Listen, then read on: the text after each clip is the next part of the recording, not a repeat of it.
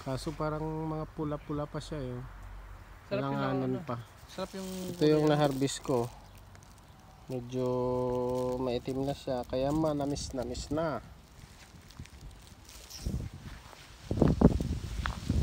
Baunin ko siya pero hindi ko naman nauubos ng kain. Dami na oh.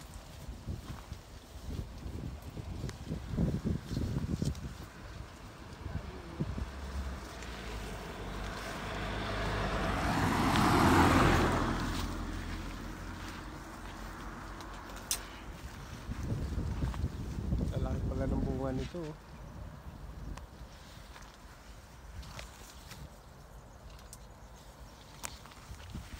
Yan, masarap yan. Sobrang tamis ang bunga niyan pagka nahinog. Hindi ko lang alam anong tawag sa prutas na to eh. Plum. Ah, plum ba ito? Yan yung bunga niya oh. Ito. Ah? Ayan oh.